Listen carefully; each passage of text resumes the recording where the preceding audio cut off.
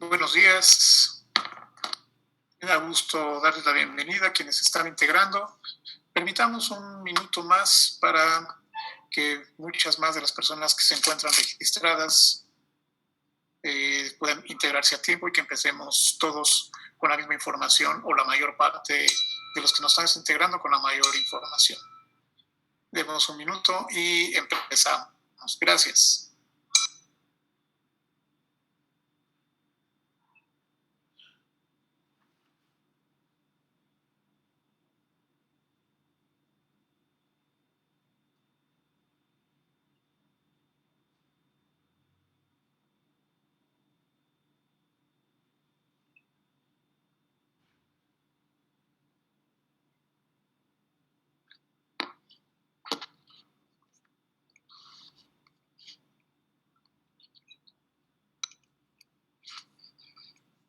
Bien, pues les saludo de nuevo. Mauricio Reynoso, director general de AMEDIR. Y en verdad nos da muchísimo gusto, en particular este webinar, llevarlo a cabo. El que tuvimos hace 8 días también con el doctor Manuel García fue todo un éxito y muchísima gente, dado el cupo máximo que tenemos por la plataforma Zoom, hubo muchísima gente que no lo pudo atender. Y ahora sí, Manuel, a petición popular, pues hemos decidido y te hemos convencido de repetir ese webinar. Unos detalles de actualización, por supuesto, pero básicamente es el webinar que se condujo la semana pasada. Así que bienvenido de nuevo.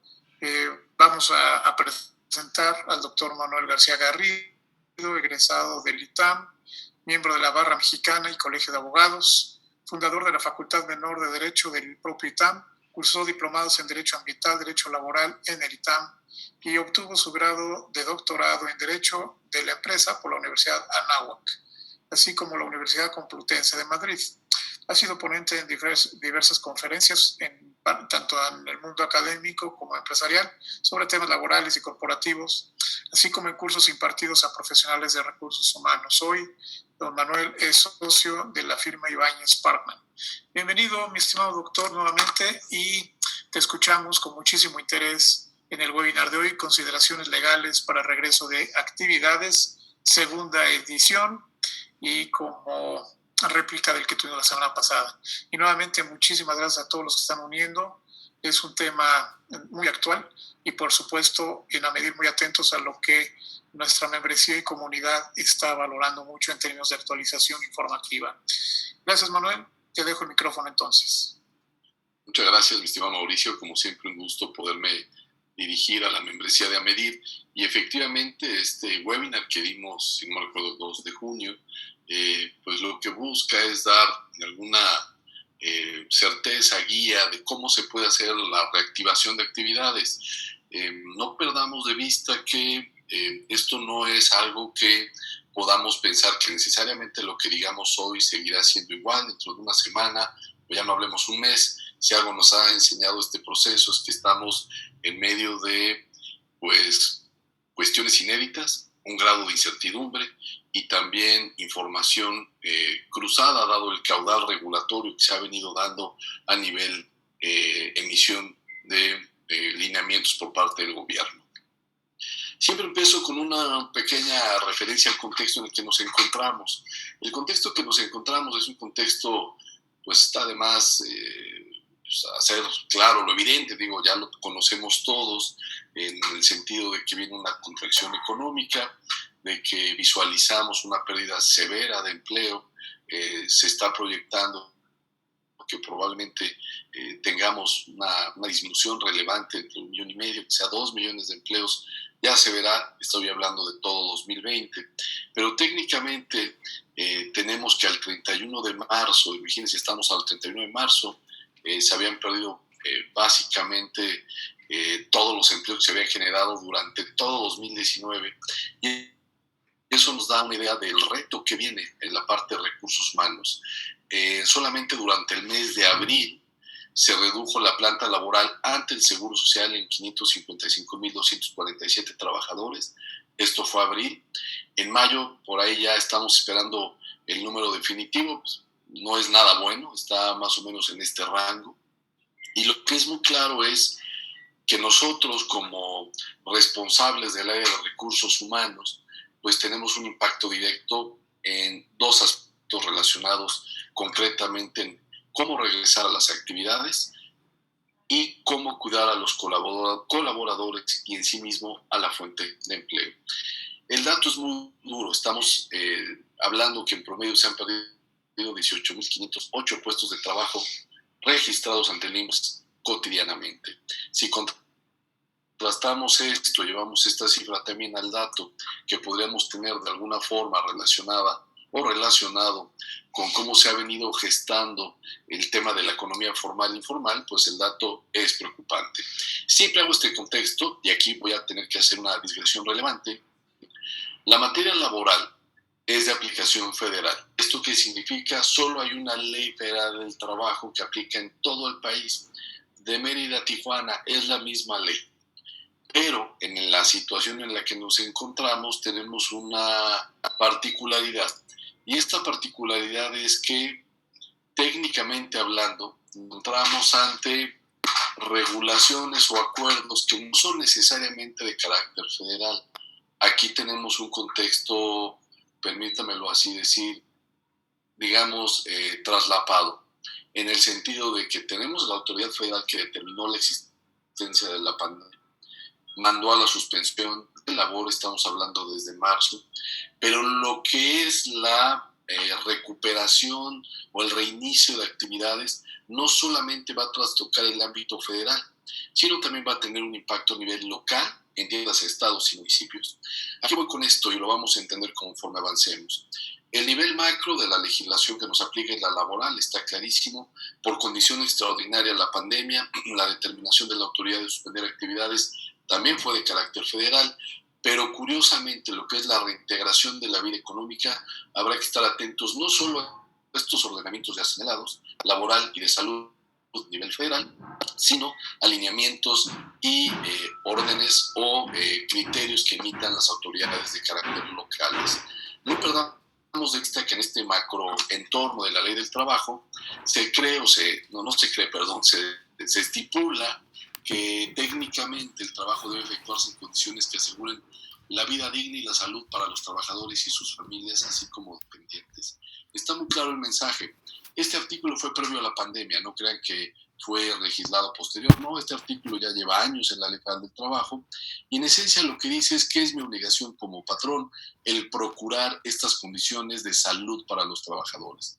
Entonces, técnicamente, esa obligación ya la tenía desde antes. De la mano con esto, pues evidentemente estamos en un caso inédito. La propia Ley del Trabajo nos habla qué hacer o nos propone qué hacer cuando no haya una disposición expresa, porque ahorita ya tengo consultas desde, oye, ¿qué sucede si tengo un colaborador que tiene COVID pero no avisó y ya sabía y entonces, pero vino a trabajar, entonces pues, se vuelve un problema? ¿Qué sucede si tengo un colaborador que está sano, no está en ninguno de los grupos vulnerables, pero no quiere presentarse a trabajar, aunque sea una empresa de labor esencial o de actividad esencial? ¿O qué sucede cuando sencillamente tengo un colaborador, fíjense el caso opuesto, que a lo mejor está en un grupo vulnerable, pero que él quiere venir a trabajar? Ya ahí entran las discusiones de si ya no aguanta la pareja y por eso sea hombre o mujer, ya no aguanta la pareja y quiere regresar al trabajo, pero bueno, eso es un tema más ya de análisis, de detalle, pero lo que me refiero es, a falta de disposición expresa en términos del artículo 17 de la propia ley, lo que nos dice es que aplicarán los principios generales del derecho. El principio general de derecho esencial es la protección a la vida, a la salud de las personas. La justicia social, ojo, esto es algo que ya estaba antes, no es de este gobierno, derivada del 123 constitucional, esta justicia social, la jurisprudencia, la costumbre y la equidad. Entonces ahí entra este ámbito, ¿no? Porque sí me ha pasado que en las consultas no es en blanco y negro. No puedo tampoco, no es sugerible decir, oye, un colaborador que no quiere venir, aunque no sea grupo vulnerable, pues despídelo en automático. Habría que entender sus inquietudes y ver si se puede hacer algo o si cae en una causal de desobediencia, entonces una decisión justificada. En fin, realmente estamos en el mundo de lo inédito. ¿Cuáles son las obligaciones de los patrones? Guardar a los trabajadores la debida consideración absteniéndose del maltrato de palabra o de obra, Digo, y aquí siempre digo, es mi broma típica, si le van al Cruz Azul ya no se los recuerden, ¿no? Básicamente es eso, no darles recordando lo de su equipo, no, pero ya en serio esto va de la mano con que hasta qué punto yo como patrón podría pedirle a un colaborador que tiene que asistir a prestar sus labores, asumiendo que soy una empresa esencial, que ya tengo el derecho y en algunos casos la obligación, dependiendo de mi actividad, de reactivar las labores, y el colaborador no quiere. Entonces, técnicamente hay un punto interesante de discusión. Lo que es claro es que si el colaborador no va y no tiene ningún excluyente, no habría que pagarle el salario. Evidentemente, pues no está prestando el servicio. Lo que entra en la discusión es esta parte de si tendría o no el derecho a rescindirlo. Pues si nos vamos a la letra de la ley, técnicamente sí, pero habría que ver también esta parte humana que subyace a esta realidad que vivimos. Se deberán adoptar, en términos de la fracción 16 de este 132, adoptar las medidas preventivas y correctivas que determine la autoridad laboral. Aquí, colegas, es donde ya tenemos claro que sin duda alguna estamos en el supuesto de la pandemia y todo lo que vivimos hoy día. Técnicamente hablando, tenemos obligación de cumplir con todo lo que nos determine la autoridad laboral. Así es esto. No hay excluyente, no tendríamos ninguna razón para no hacerlo, amén de la parte moral y ética de cuidar a los colaboradores, pero en el macro margen que tenemos, en la macro regulación que es la ley del trabajo, ya se nos obliga a adoptar estas medidas que ha venido emitiendo el gobierno a nivel federal, incluso a niveles locales. La Ciudad de México emitió unos lineamientos en donde esté mi centro de trabajo, es donde tengo que tener claro qué es lo que debo de aplicar. Y ahorita vamos a hablar de estos lineamientos que hubo, las 3 fases, etcétera, ¿no? Pero bueno, en el contexto en concreto eso es, ¿no? Proporcionar a sus trabajadores los medicamentos profilácticos que determine la autoridad sanitaria en los casos que existan enfermedades tropicales o endémicas o que exista el peligro de epidemia. Esto, por supuesto, se refiere a que si yo tengo una operación en una área de clima tropical y, por ejemplo, tengo el chikungunya o el dengue o algún tema de un riesgo relevante, pues jurídicamente y acorde a los lineamientos que emitiera la autoridad, tendría que darle a mis colaboradores también estos medicamentos, ¿no?, que pudieran permitir esa prevención. El caso o el problema que tenemos en el COVID es que no existe. Todavía no existe ese medicamento. Y aquí podemos entrar a la discusión de es a cargo de quién y bajo qué riesgo. Eso es un río que veremos qué puente usamos una vez que lleguemos a él, porque todavía no existe, por desgracia, la vacuna, ¿no?, contra este virus. Cumplir con las disposiciones que en caso de emergencia sanitaria fije la autoridad competente, así como proporcionar a sus trabajadores los elementos que señale la autoridad para prevenir enfermedades en caso de contingencia sanitaria.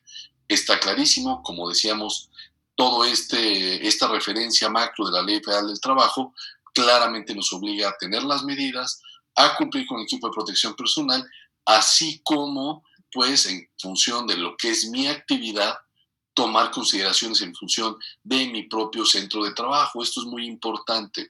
Me ha tocado hablar con centros de trabajo que son muy grandes y que piensan que no les aplica casi nada, y con centros de trabajo muy pequeños que quieren aplicar todo. La realidad es que hay que fijarnos, lo vamos a hablar más adelante, pero hay que centrarnos en la realidad de nuestra operación y de nuestro centro de trabajo conforme a nuestras necesidades. Me voy hasta marzo simplemente por un contexto en lo relacionado al retorno de las labores. Retornar a las labores significa que las labores fueron suspendidas, y como sabemos todos, las labores fueron suspendidas, y fueron esencialmente suspendidas por una razón, porque así lo decretó la autoridad sanitaria, que después fue formalizado a través de un decreto presidencial que consideró la necesidad, precisamente para evitar la mayor propagación del virus, suspender las labores no esenciales en todo el país. Y aquí entramos a un punto interesante. Recuerden que primero hubo un bloque de empresas o de actividades llamadas esenciales, que fue el transporte, la salud, la seguridad, telecomunicaciones, entre otras. Ese primer bloque, pues, estuvo en funciones siempre, con matices, entiéndase, medidas sanitarias, las que entonces aplicaban, entiéndase, privilegiar el trabajo a domicilio, o más bien home office, que ahí hay un tema interesante, habría que pensar eventualmente un webinar sobre esto, que es sobre el trabajo a domicilio y los cambios que vienen jurídicos, más allá de la parte de relaciones laborales y Recursos Humanos. Pero entonces todas estas labores técnicamente nunca suspendieron. Privilegiaron trabajo a domicilio, grupos vulnerables a casa, pero jurídicamente nunca hubo una orden de suspensión total, como sí para las demás labores de la economía. Adicionalmente, el Consejo de Salubridad General, que su abreviación es CSG, no es Carlos Salinas de Gortari, no es un tema aquí de ninguna forma de mensaje de muchos, el Consejo de Salubridad General, técnicamente declaró la emergencia por la pandemia que enfrenta el mundo y México. Entonces, éramos felices y no lo sabíamos, pues la pandemia empezaba, pensábamos que la curva se iba a presentar en mayo, la famosa curva, tampoco soy experto en el tema, pero que se iba a presentar el pico, que se iba a aplanar y entonces caía y, en fin, eso iba a permitir tener un mayor control precisamente de la dispersión del virus y evidentemente las consecuencias hacia toda la comunidad o toda la población. Entonces, técnicamente hablando, el gobierno primero suspende actividades, lo tenemos clarísimo, y posteriormente, a partir del 21 de abril, expide un acuerdo en donde señala que dejará de implementarse a partir del 1 de mayo las medidas de suspensión en los municipios que presenten nula transmisión del virus. Ya vimos que eso pues prácticamente no ha sucedido, y entonces como concretando tenemos el aviso de suspensión en marzo y después viene en abril vamos a empezar a retomar actividades para después que el 12 de mayo el Consejo de Salubridad General toma la decisión para mitigar las consecuencias de la pandemia y efectivamente emite el acuerdo de retorno a labores. Lo curioso de este acuerdo de retorno a labores, que si se fijan me voy a regresar, es que en mayo el Consejo de Salubridad General se da cuenta que lo dicho en marzo y abril, pues se suspende la actividad, en teoría, supongo que así debe de haber sido, con información técnica que permite tomar decisiones de hacia dónde debe de caminar el desarrollo de la pandemia en el país, decide pues reactivar las actividades. Y la reactivación de actividades viene en función precisamente de este acuerdo y de sus fases. Y aquí se ha prestado mucho la discusión de quién debe de cumplir y quién no debe cumplir, lo vamos a abordar. El acuerdo tiene por objeto establecer la estrategia de la reapertura de actividades sociales, educativas y económicas, así como un sistema de semáforo por regiones relacionado con la reapertura de actividades de cada entidad federativa, así como las acciones extraordinarias. ¿A qué voy con esto?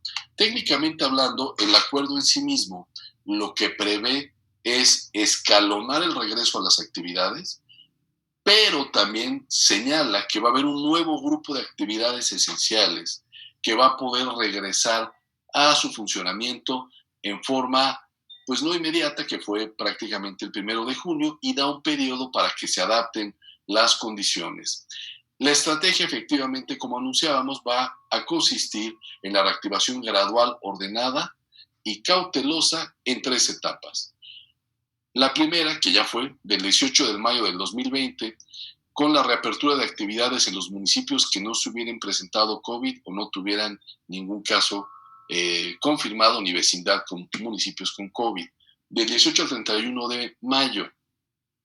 De lo que se trata es la aplicación general de las medidas para la preparación de la reapertura, elaboración de protocolos sanitarios, establecimiento de lugares seguros para el desempeño de actividades, capacitación de personal. Esto se vuelve muy relevante y toca directamente la responsabilidad de RH y relaciones laborales en todos los centros de trabajo.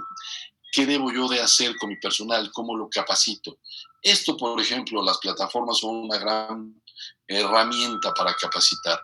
Debo de tener alguna nueva medida. Está claro, los lineamientos son a tal grado detallados que dicen qué tipo de gel, qué tipo de tapete de sanitización, que si debo de tomar la temperatura, está lo famoso del oxígeno en la sangre, que técnicamente con solamente tomar la temperatura al ingresar y al salir de cada centro de trabajo sería suficiente como medida en principio precautoria.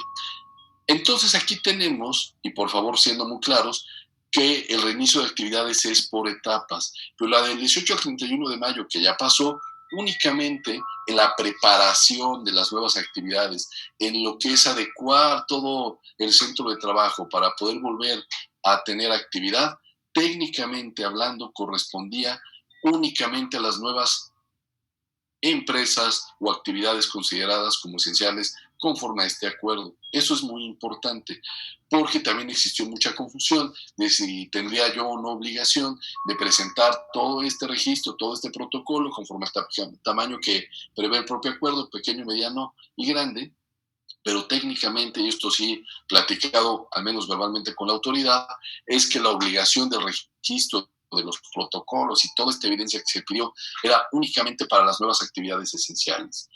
Y esto por una sola y sencilla razón. El semáforo sigue en rojo.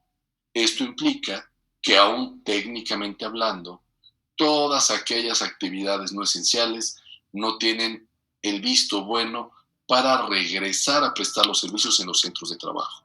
Esto implica que jurídicamente no puedo regresar a tener actividades mientras el semáforo siga en esta condición. ¿Qué es lo más importante en las medidas?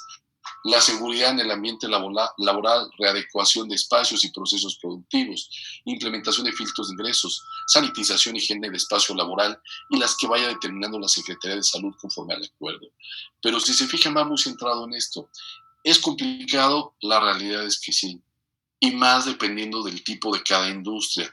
Porque aparte, hablándolo con claridad y evidentemente partiendo de la necia realidad, es que el mayor riesgo de contagio suele estar en el transporte, en el trayecto, evidentemente. Por supuesto, en el centro de trabajo lo que se busca es que si alguien se contagió en el transporte, al llegar al centro de trabajo, no se vuelva un centro o un foco de contagio. Es muy importante eso. No hay que ser ingenuos, es una realidad que existe y por eso también la parte del escalonamiento. ¿A qué hora van a entrar? ¿A qué hora van a salir? Si la actividad productiva permite el escalonamiento o no. Porque también tenemos plantas productivas en donde por el tipo de proceso, pues es una cadena, evidentemente es una cadena productiva. Si no llegan los del puesto A, los del B no pueden trabajar y ni modo que pues vayamos así en secuencia. Entonces va a depender un poco de esta realidad que tenemos. El 1 de junio inició el famoso semáforo. Este semáforo es, digamos, la referencia que tenemos que tener nosotros como patrones. Jurídicamente hablando, mientras el semáforo esté en rojo, la actividad sigue. Pues, recuerden que el semáforo no es de 3, sino de 4 colores: rojo, naranja, amarillo y verde. El rojo es como estamos hoy día, solo actividades esenciales, y lo que yo podré ir haciendo es capacitar al personal, podrá ir reactivando la parte de establecimiento de protocolos, adecuación de los espacios, pero no puedo reactivar al 100 si no soy actividad esencial o parte de esa cadena productiva. De la mano con eso, sí puedo obviamente seguir trabajando desde home office, etcétera, ¿no? Trabajo desde casa.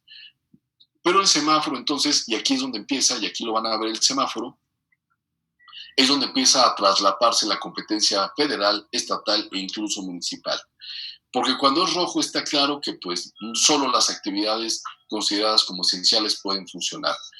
Cuando estamos en naranja, puede haber un aforo reducido en lugares públicos y en determinados sectores productivos. Es decir, puedo empezar a operar, pero con ciertos condicionamientos o ciertas condiciones. Es muy importante entender eso, ¿ok? Porque aquí, pues ya vemos que en la práctica ya cada quien está empezando medio a hacer lo que quiere, entiéndase los gobiernos en sus 3 niveles, de que de repente abren el bosque de Tlalpan, pero no los viveros, y nadie entiende por qué uno sí y por qué otro no, pero bueno, así está, pero no que seguimos en rojo, pero entonces ya estamos, en fin, hay confusión. ¿A qué voy con eso? Que en la responsabilidad de cada organización está el determinar realmente qué puede hacer y qué no puede hacer. De la mano con esto hay un punto que es muy relevante. Como les comentaba, esto fue emitido por el gobierno federal, pero en una reunión en la Secretaría de Gobernación, obviamente virtual, los gobernadores hicieron notar, oye, pues esto yo lo voy a aplicar a nivel local, porque tú no tienes la sensibilidad de qué está sucediendo aquí en mi estado.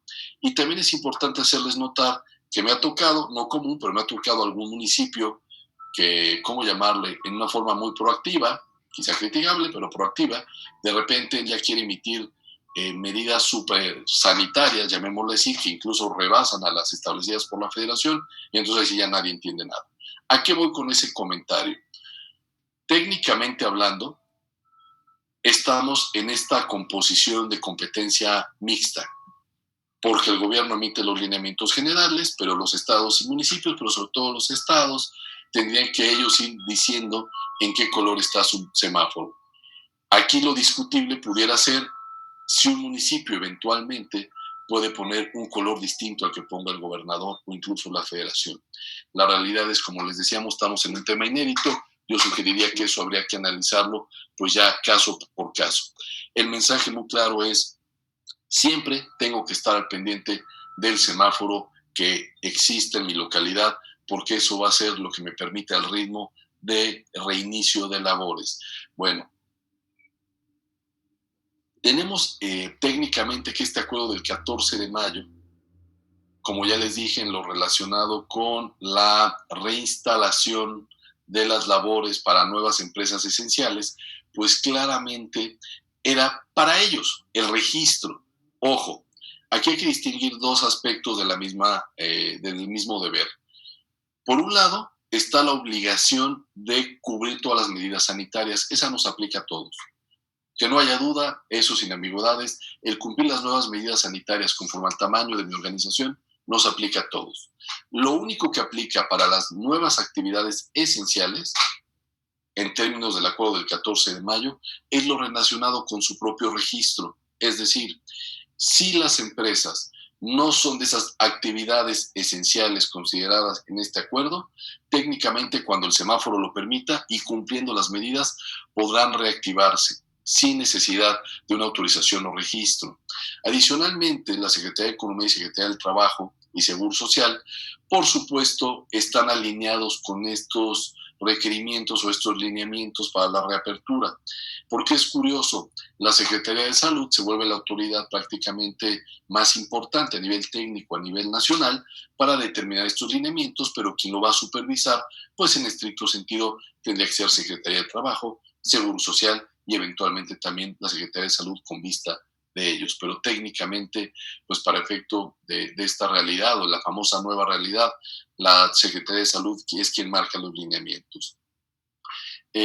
Técnicamente, y es muy importante, y aquí la redacción de repente es un poco ambiciosa, lo que se busca es que las empresas y los centros de trabajo retomen o continúen actividades con protocolos sanitarios que garanticen a su personal como al público en general disminuir los riesgos asociados a la pandemia.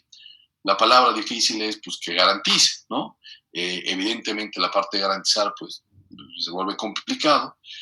Hago notar que hay una publicación del 29 de mayo de lineamientos técnicos específicos que es importante, esos hay que revisarlos y obviamente tendríamos que cumplirlos.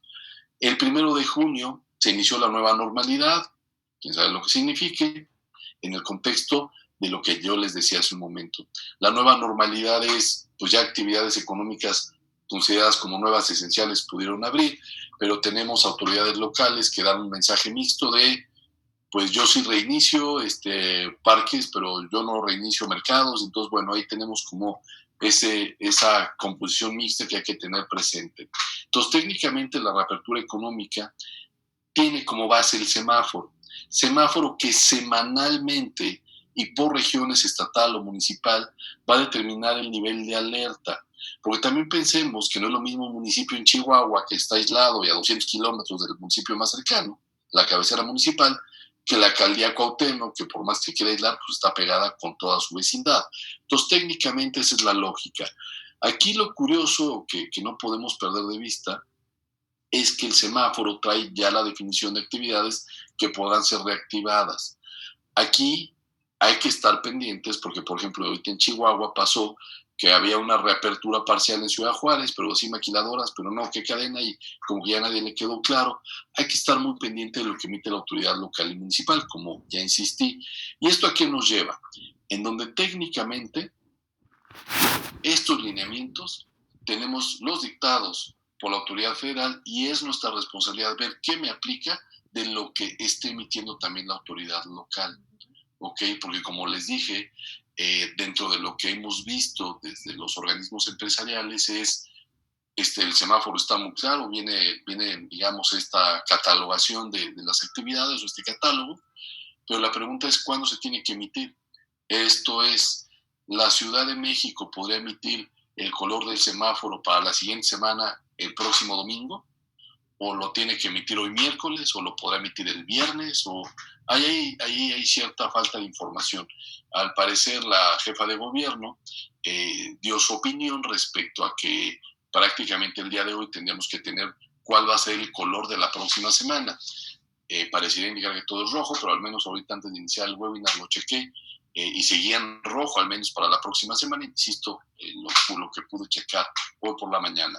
Tendríamos que estar al pendiente de eso, qué semáforo nos va a poner la Ciudad de México con los propios lineamientos establecidos por la propia ciudad. En esta etapa, entonces, todas las empresas podrían reiniciar operaciones. Vuelvo al punto. Rojo ya está muy claro. Cuando es anaranjado o amarillo, las empresas van a poder reactivar operaciones. Aquí hay un punto relevante. Esto significa que tengo que ver qué aforo se me permite, qué medidas voy a tener para controlar el aforo y adicionalmente, pues tomar todo lo relacionado con la parte de recursos humanos, de haber capacitado el gel, el tema de las barreras acrílicas, en fin, todo lo que técnicamente me aplique. Lo que tengo que ser muy enfático, porque también ha sido una duda recurrente, es si requiero una autorización previa para poder operar cuando el semáforo esté en anaranjado, amarillo o en verde. La respuesta es no. Técnicamente no se requeriría una autorización como tal. ¿Cuáles son los pasos a cumplir? Y dependiendo de la categorización del centro de trabajo, y esto sí nos aplica a todos. Jurídicamente le aplica desde quien tiene 3 colaboradores hasta que tiene 10,000 y que no es actividad esencial y no ha vuelto. ¿Cuáles son los pasos? Identificar las dimensiones para la categorización del centro de trabajo. Ahí vienen en las reglas. Insisto, micro, pequeña, mediana y grande. Identificar el tipo de actividad, soy o no esencial. ¿Ok? Conforme a la tabla que evidentemente también fue publicada. Identificar el riesgo epidemiológico en la entidad federativa donde se encuentre. Al día de hoy nos seguimos encontrando en el máximo, por lo tanto, solamente actividades esenciales. Y esto se vuelve relevante porque a lo mejor puedo tener un semáforo, voy a asumir, ¿no? Un semáforo en anaranjado o en amarillo y tengo una sucursal ahí, pues ahí evidentemente ya puedo operar. Pero si donde tengo mi oficina principal u otra sucursal está en rojo, pues técnicamente no puedo operar. Identificar el tamaño del centro del trabajo, identificar las características internas, personal vulnerable, de mayor riesgo de contagio, quién puede tener un mayor riesgo de contagio conforme a su actividad, así como las áreas o departamentos que cuentan con un espacio físico que pueda ser de gran capacidad o que pueda tener un mayor riesgo de contagio. Y esto se vuelve relevante y de tarea para cada centro de trabajo. Técnicamente hablando, lo que corresponde para cada centro de trabajo es la identificación, primero, de mi actividad, 2, del semáforo que me aplica, 3, de qué tamaño de empresa soy y adicionalmente mi grupo vulnerable. Y esto ha sido una discusión ahorita o una consulta muy recurrente. ¿Qué hago con los grupos vulnerables? Si les puedo pedir información, porque también se contrapone con la ley de datos personales en el contexto de que técnicamente yo como patrón no puedo estarle inquiriendo, preguntando al colaborador cuál es su estado de salud, porque lo que se busca evitar es una discriminación, evidentemente. El problema que tenemos hoy, o la circunstancia que tenemos hoy con la pandemia, es que tengo obligación de preguntarle. Yo cómo voy a saber si alguien tiene una enfermedad autoinmune o si tiene hipertensión. La obesidad, podemos pensar que a lo mejor a los sentidos es evidente, pero ¿qué nivel de obesidad? Unos kilitos de más o mórbida, en fin. Entramos a un punto en donde sí hay que hilar muy fino. Y este hilar fino significa determinar qué voy a hacer yo como centro de trabajo con esos grupos vulnerables y cómo los voy a tratar. Porque acorde al semáforo, si están en rojo, pues no los puedo tener trabajando. Si están en alguno de los otros colores, ya los podría empezar a incorporar las labores, pero tendría que ver que tengan esa enfermedad controlada. Y adicionalmente, y aquí viene la parte de hilo fino por los datos personales, técnicamente tendría que tener acceso a ese expediente médico o pedirles que me lo acreditaran. Y aquí la pregunta es cómo, porque también ha sido una pregunta recurrente. Pues en principio lo ideal sería un dictamen del IMSS, pero ahorita también mandar a alguien al IMSS pues no es la mejor idea por saturación y por riesgo de contagio, por obvias razones. De repente entonces lo que habría que tener es una opinión de un médico. Y lo interesante es que habría que tener la cédula profesional del médico, el dato de contacto del médico, simplemente para poder corroborar qué habría que hacer en dado caso que tenga algo el paciente o el colaborador en este caso. Entonces entramos a este mundo de condiciones nuevas en donde recursos humanos, relaciones laborales nos tenemos que adaptar. Esa es nuestra realidad, hay que estar al pendiente de ello. Y de la mano con esto, entonces en este mapeo, porque también me ha pasado, no es lo mismo tener 10 personas en un grupo vulnerable que tener 100. Entonces va a depender del tamaño de mi organización y a qué se dedica mi organización. Si las personas del grupo vulnerable pueden seguir trabajo desde casa, pues no tengo problema. El reto, el problema es cuando ese grupo no puede venir a trabajar, porque la actividad implica un gran riesgo de contagio. Trato con el público general, espacios confinados, en fin. Ahí la sugerencia es, por favor, elaboren un mapeo, una especie de contexto de su centro de trabajo para poder tomar las mejores decisiones.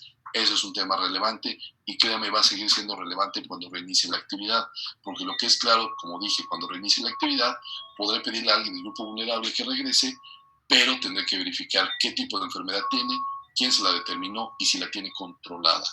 Porque si el médico me dice no la tiene controlada, tendré que tener cuidado y determinar entonces qué actividades puede hacer o no ese colaborador. Las estrategias generales del control de diseminación del COVID son promoción de la salud, orientación, capacitación y organización para prevenir y controlar la propagación.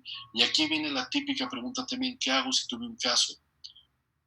O como les dije, de un colaborador que sabía, pero al parecer, pues, quién sabe qué pasaba por su mente, pues decidió no avisar y fue al centro de trabajo y entonces ya implicó todo un tema de sanitización, todo un tema más complejo. Híjole, son los riesgos a los que estamos expuestos. Pero entonces aquí, por favor, orientación, capacitación y organización es medular, eso es labor de nosotros como recursos humanos. Protección a la salud, medidas de quedarse en casa o sana distancia, lo que estamos platicando. Y aquí, híjole, viene otra consulta que es también bellísima, ¿no? Ahí está el patrón, empresa esencial, capacitando, enseñando a sus colaboradores que no puede haber más que sana distancia, etcétera. Pues nos faltaron los que hace mucho que no se veían, se empezaron a dar besos y abrazos. Entonces ahí viene la pregunta, ¿los puedo despedir por desobediencia? ¿O cómo los sanciono? Pues técnicamente deberíamos de proceder con una sanción en términos de lo que es evidente, pero además del cumplimiento de obligaciones laborales. Y lo mando a su casa. O qué hago con él, ¿no? Entonces, ojo, aquí es un tema de conciencia y es mucho también de nuestra cultura. Pues, la verdad es que también extrañas a tu ambiente laboral, pero pues sí, evidentemente las medidas hay que tener cuidado de que no falta ayer iluminado que cuando regrese se ponga a dar besos y abrazos, que luego abundamos, ¿no? Los que queremos ser muy enfáticos y carismáticos. Pero bueno, control de ingreso y egresos de la fuente de trabajo. Aquí otra vez, el ingreso y el egreso tiene que ser por lugares determinados, tomarles la temperatura. Estaba lo del oxímetro que si tenían que tenerlo o no. Técnicamente con el termómetro es suficiente, el oxímetro se puede tener, que es lo que te ponen en un dedo y te mide tu oxigenación, pues no está de más, pero bueno, si tienen servicio médico, lo ideal es que lo haga el servicio médico. Y aquí evidentemente adaptar las medidas conforme a las posibilidades físicas de mi espacio. Medidas de prevención de contagios en la empresa. Esto es muy relevante. Hay que cambiar la cultura de la higiene en los equipos de protección personal, áreas comunes y herramientas. Porque esto es parte de la nueva cultura que habría que tener. Técnicamente la herramienta, lo ideal es que no se la presten los colaboradores. Pero pues también, ¿no? A lo mejor una herramienta cuesta $1,000,000 y ni modo que pues nada más tengamos uno. Entonces habría que tener cuidado con eso, pero técnicamente y así lo que nos obliga a la nueva normalidad es estarlos limpiando y sanitizando de forma constante. Equipos de protección personal, pues ya saben, parte de nuestro uniforme, cubrebocas, protector facial. Y aquí, bueno, lo que les puedo decir es que cuando venga el semáforo anaranjado y amarillo y se reactive la Junta de Conciliación, quienes han tenido el placer de ir a la Junta de Conciliación saben que ahí la distancia personal o la sana distancia pues prácticamente es inexistente. Lo que quiero decir con esto, vienen retos en muchísimas áreas, entre ellas la administración de justicia, porque es prácticamente imposible ir a la Junta de Conciliación y estar a 1,5 metros, ya no digas de tu colitigante, que lo tienes junto ahí viendo la audiencia, de la mecanógrafa y de los testigos y de todo el mundo que está ahí. Si hay un área saturada por metro cuadrado, créanme que es la Junta de Conciliación. Y si no, dense una vuelta, pregúntenle al abogado que conozcan, que maneje laboral. Pero bueno, es un tema en donde precisamente viene la discusión: ¿qué equipo de protección personal puedo dar? Porque aparte, con el cubrebocas y la careta, si estás en una audiencia donde tienes que dictar el acuerdo, tú estás dando tu posición verbalmente, pues nadie te oye. Pero bueno, son de los puntos que ya iremos viendo cómo resolvemos, pero sin duda, implicarán un cambio de la realidad y un reto. Vigilancia y supervisión del cumplimiento de estas obligaciones. ¿Qué creen?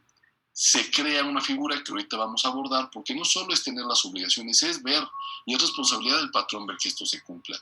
Medidas específicas para la población vulnerable, lo que comentábamos, ¿no? Y aquí me decía alguien: oye, pues población vulnerable, quien esté pasado de peso, ¿lo pongo a dieta? Pues híjole, pues evidentemente técnicamente pues no es para tanto, ¿verdad? Pero sí, en lo que esté en tus manos, pues si hay comedor, un menú saludable, etcétera, etcétera, ¿no? Pero aquí sí vuelvo al tema de la importancia de hacer este mapeo, esta revisión de qué grupo vulnerable tengo y cómo lo voy a tratar. Medidas de seguridad sanitaria en el entorno laboral. Y aquí es donde viene la obligación de la vigilancia y el cumplimiento de estas obligaciones que comentaba hace un momento. Nombrar un comité o persona responsable del cumplimiento de las medidas. ¿Qué significa esto?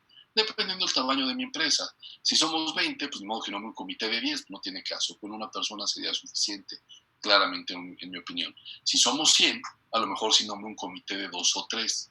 Si somos 1000, pues evidentemente como que va, no quiero decir en proporción, pero en esa lógica. Porque no es lo mismo supervisar un centro de trabajo con 10 oficinas que una planta industrial de 10,000 metros cuadrados. Y aquí también de repente nuestra sugerencia, si ya tienes la Comisión Mixta de Seguridad e Higiene, pues apegarte a esa estructura que ya tienes, que ese comité o esa comisión pues pueda tomar parte de estas actividades. Pero aquí es muy importante, el comité tiene que existir.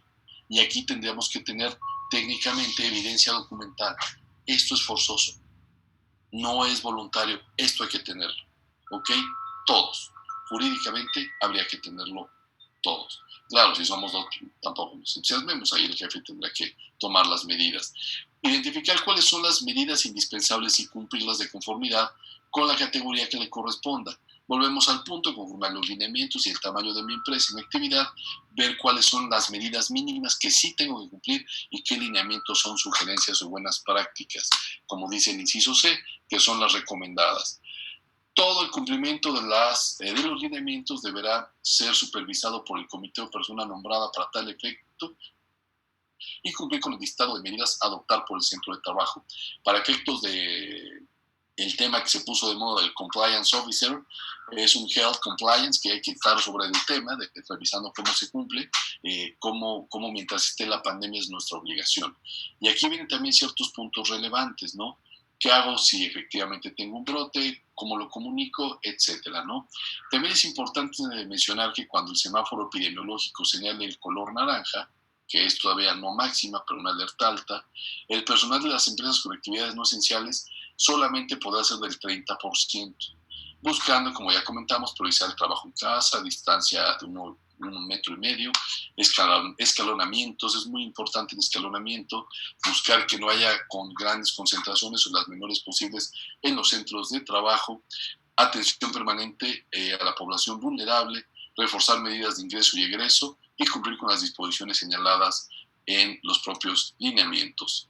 Cuando se señala el color amarillo, que es la alerta intermedia, curiosamente no hay un porcentaje del personal en las empresas, pero si en la naranja es el 30, en la amarilla pues no lo dice con claridad, pero tendríamos que pensar que cuando al menos nos podemos ir al 50, 60, evidentemente creo que no al 100, salvo que me permitiera el espacio de estar evidentemente a más de 1,5 metros, pero pues técnicamente, por ejemplo, lo que les decía ahorita de la reincorporación de actividades de la Junta Laboral, pues técnicamente podrá ser cuando menos cuando empiece en amarillo, y un litigante por expediente, y así tampoco la cumplimos, pero bueno, habrá que ver cómo lo logramos, ¿no? A lo que voy es que esto lo tengo que revisar. Aquí vemos que hay un tema, como les decía también hace un momento, que no se señala con claridad cuándo se debe de emitir el color del semáforo, porque también le hemos hecho ver a la autoridad desde los organismos empresariales: oye, dame tiempo para poder pues tomar las medidas, uno, pero también reactivarme, porque si tú me dices de un día a otro reactívate, pues obviamente es nuestro interés, ¿no? Pero entre más tiempo tengamos será mejor, ¿no? Finalmente, cuando el semáforo epidemiológico señale el verde, podrá laborar todo el personal del centro de trabajo, implementar medidas de protección y la prestación de atención constante a la población vulnerable. La adopción de las medidas de seguridad sanitaria en el entorno laboral pueden estar sujetas a revisión por parte de las autoridades siempre, aunque su cumplimiento es responsabilidad de la empresa. Esto se le llama autorregulación. Es muy común en otros países que el gobierno siempre te puede revisar, pero la autorregulación, y es aquí el fundamento, digamos, que tomamos o de donde abrevamos para estar claros de que no hay obligación de estarnos registrando ni obtener ningún permiso, al menos a nivel federal, pero técnicamente hablando, la autorregulación es mi responsabilidad. Cuando el semáforo me lo permita, yo tengo que hacer esta tarea, ver qué tipo de empresa soy, qué aforo se me permite y empezar a operar conforme ese aforo, vía la autorregulación, por favor, es muy importante. Muy bien. ¿Cuáles son, simplemente como una referencia, lo que publicó el gobierno de la Ciudad de México como las medidas para fomentar o procurar la no dispersión de la pandemia? Fue fomentar el trabajo a distancia y obligatorio para grupos vulnerables, lavado de manos con agua y jabón frecuentemente, soluciones de alcohol del 70%, sana distancia de al menos 1,5 metros, señalización al interior del establecimiento para indicar flujos y distanciamientos, colocación de tapetes desinfectantes con hipoclorito de sodio al menos al 0,5, asegurando que los mismos se encuentren limpios y con líquido desinfectante, sanitización de herramientas de trabajo, evitando que sean compartidas entre los trabajadores. Aquí la de limpieza exhaustiva y sanitización frecuente del establecimiento es como cuando va la suegra, quiero entender, ¿no? Pero limpieza exhaustiva, pues, ok, ¿no? Entendemos conceptualmente. Por supuesto, es casi imposible poner un parámetro técnico. ¿Qué significaría no polvo? No lo sé, quedó corto, pero lo que queda claro es que el mensaje es, sí tendría que tener una bitácora, cuando menos. Como de repente las hemos visto en lugares que son sanitizados constantemente, una bitácora de cada cuándo se está haciendo la limpieza en ese espacio. ¿Ok? Lo que es claro es que tiene que ser constante, no una vez a la semana. ¿Ok? Señalización, comunicación y capacitación sobre prácticas de limpieza e higiene. Esto es muy importante, lo que les comentaba, de que en un centro de trabajo llegó un iluminado a andar dando besos y abrazos, pues hay que comunicar y señalizar que eso ahorita no se puede. Abasto de insumos para lavado y desinfección del establecimiento. Luego les comentaba la toma de temperatura a los empleados diariamente, en caso de mayor a 37, ordenar el resguardo del trabajador en su domicilio y dar aviso inmediato a través del sistema público de Locatel o las herramientas de SMS disponibles, a fin de que las autoridades puedan dar seguimiento al caso. Limpieza de insumos o productos que se reciben en el establecimiento. Y se proporciona el cuadro donde se señalan las actividades que pueden operar conforme al semáforo. Pues miren, prácticamente con esto cerramos el contenido esencial del webinar. Es importante hacer notar, porque también ha sido una consulta relevante, oye, abogado, pues ¿qué sucede si técnicamente sigo suspendido? Pues la realidad es que el pago del salario, etcétera.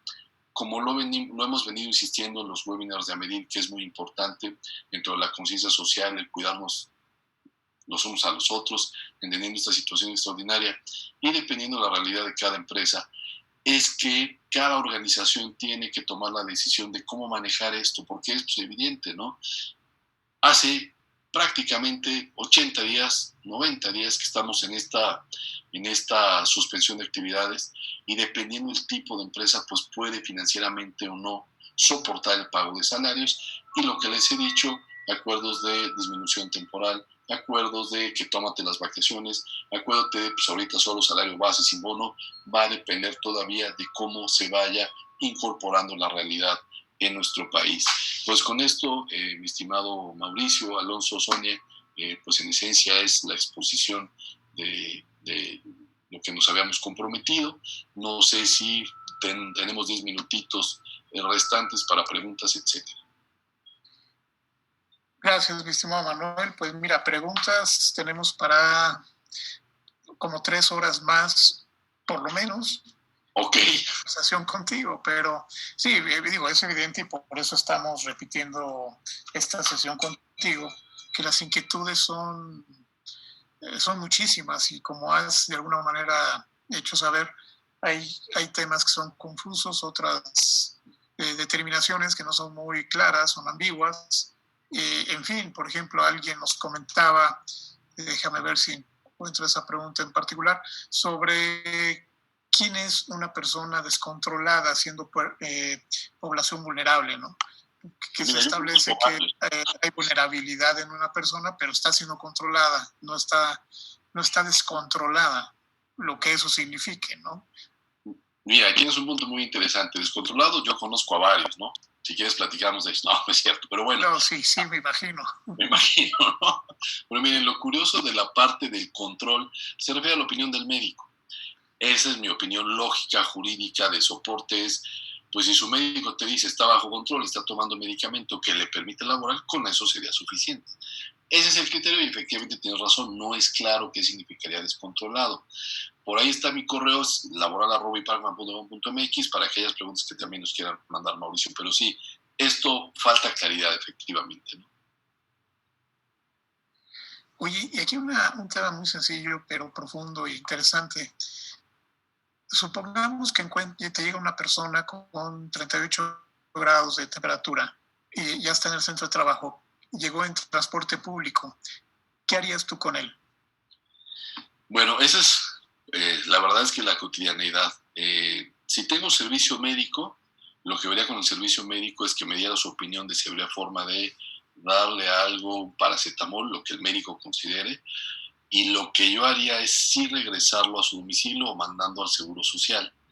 Esa es la decisión que habría que tomar. La cuestión es cómo lo regreso a su domicilio.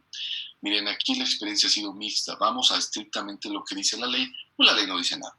Técnicamente, pues tendría que decirle, pues ni hablar, te regresas a tu casa y pues legalmente, digamos, en ese espacio estrictamente, pues tendría derecho pues, a que se regrese en transporte colectivo, como haya llegado.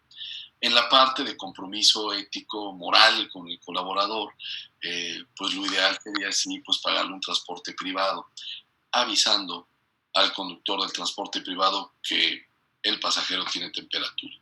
Son de esos temas que efectivamente ya se vuelven de la política de cada organización. Lo que yo normalmente sugiero, no solo sugiero, sino implementado en mi propio centro de trabajo, es ese. O sea, pues hay que cuidarnos, no tenemos otra opción. Por eso es pues volver a este tema, hay que ir a la oficina o hay que trasladarnos solo cuando sea necesario, porque está claro que el verdadero y mayor riesgo está en el transporte público por la aglomeración, sencillamente por eso. Esa sería mi forma de sugerir. Muy bien.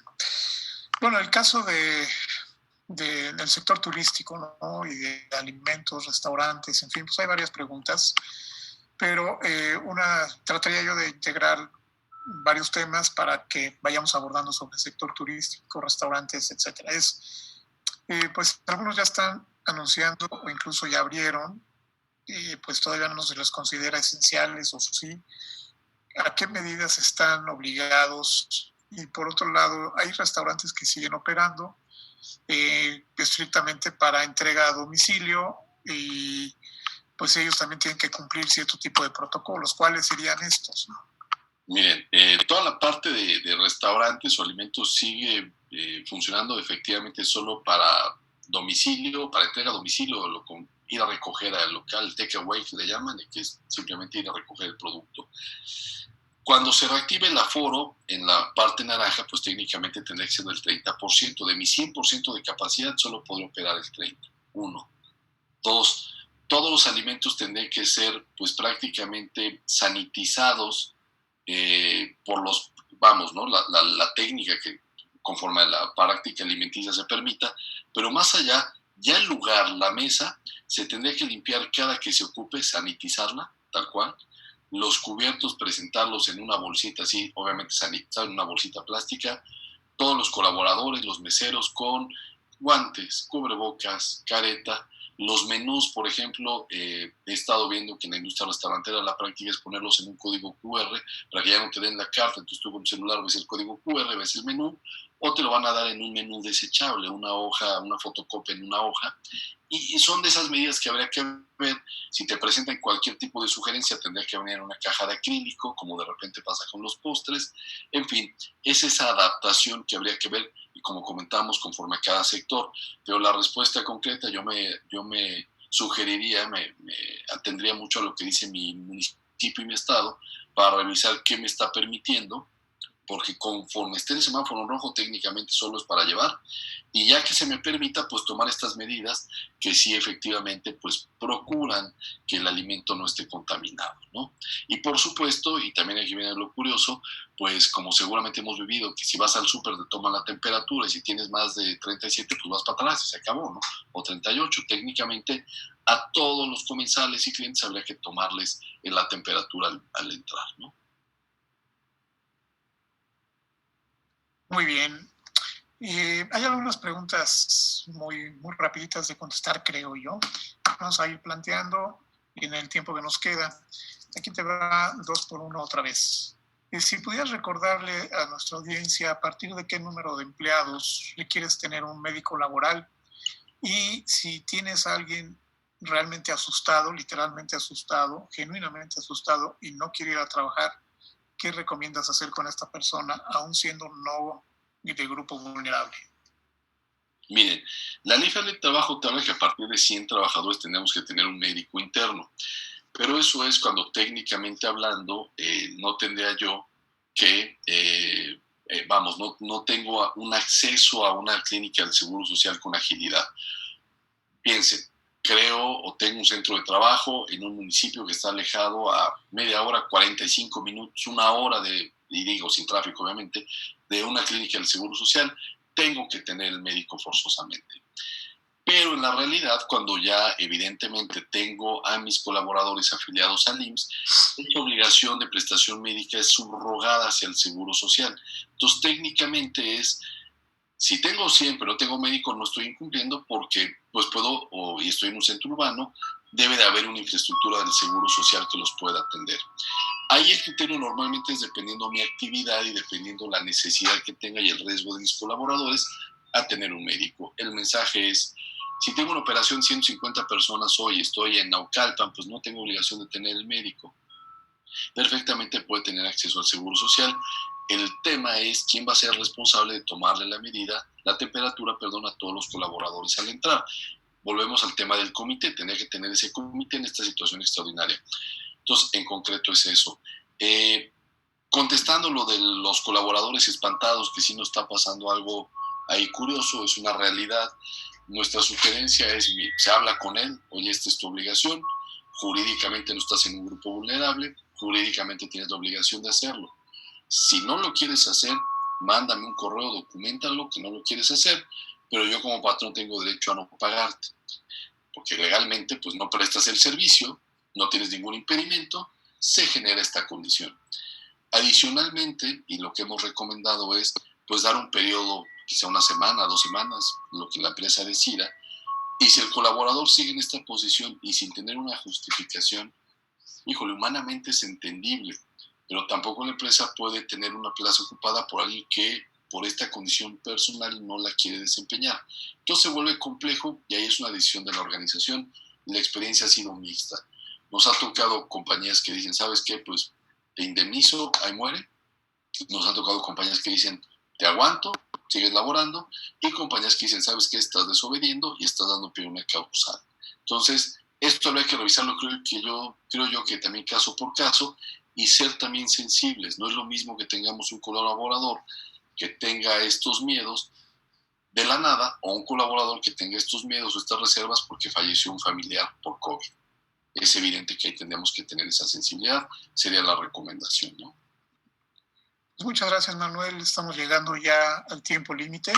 Le comento a toda la audiencia que la presentación, como ya fue dicho, pues esta es un webinar que hemos decidido lanzar una segunda edición por el éxito que tuvo la semana pasada.